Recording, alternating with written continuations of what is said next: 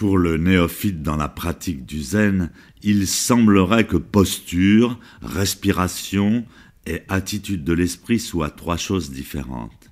Il y a en plus l'étude des textes, des sutras et la pratique des cérémonies. Mais en réalité, en élevant un peu son esprit, on peut se rendre compte que tout est conscience.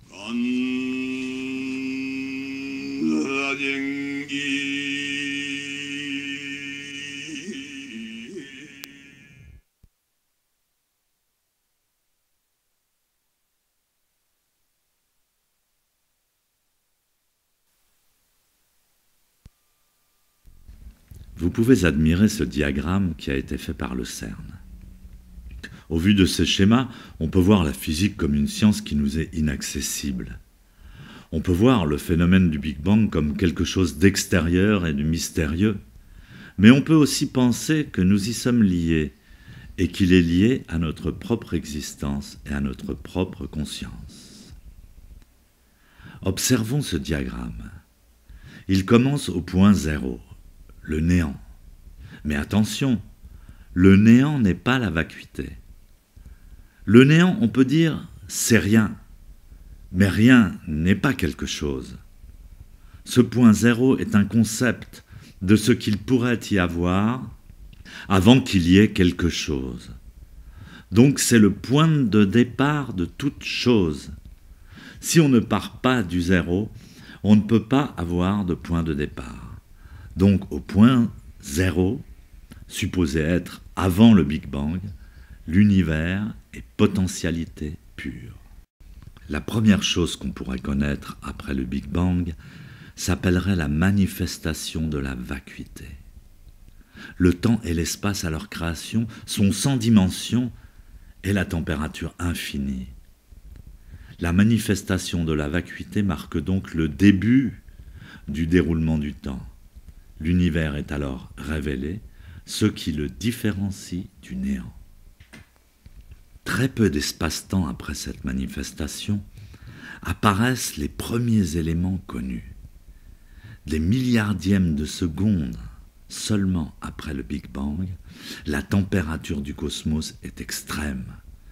L'univers est alors un peu comparable à ce qu'on appellerait le chaos dans notre Genèse, lors de la création du monde. Du point de vue de certaines théories de la physique récente, l'univers d'alors serait fait de ce que l'on nomme les cordes. Les cordes seraient les fréquences basiques de la matière.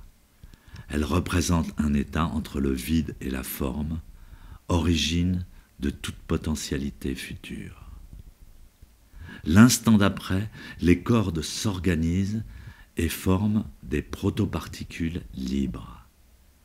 À l'instant d'après, ces protoparticules se stabilisent, formant les particules élémentaires. Celles-ci, dans le modèle standard de la physique subatomique, sont généralement appelées quarks. Rapidement, ceux-ci s'assemblent, formant alors les protons ainsi que les neutrons, qui sont véritablement les constituants fondamentaux stables de la matière.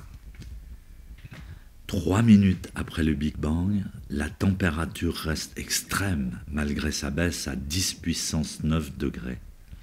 L'univers apparaît comme une soupe opaque alors que les protons et les neutrons s'associent en noyau simple. 300 000 ans, moins 3 minutes plus tard, la température a considérablement baissé, puisqu'il ne fait plus que 6000 degrés. Les électrons libres s'associent au noyau et forment ainsi les atomes. La lumière peut circuler librement et tout l'univers se met à briller. 1 milliard d'années plus tard, alors qu'il ne fait plus que 18 degrés, les atomes s'associent en structures complexes. Les galaxies se forment à partir des nuages de matière. L'univers devient majoritairement transparent. À l'époque actuelle, 15 milliards d'années après le Big Bang, le vide intersidéral est glacial. Les atomes sont organisés en molécules qui ont donné naissance à la vie sur les planètes. Les premières étoiles meurent. En temps linéaire, il aura donc fallu 15 milliards d'années pour que la conscience du Big Bang se manifeste dans une entité biologique.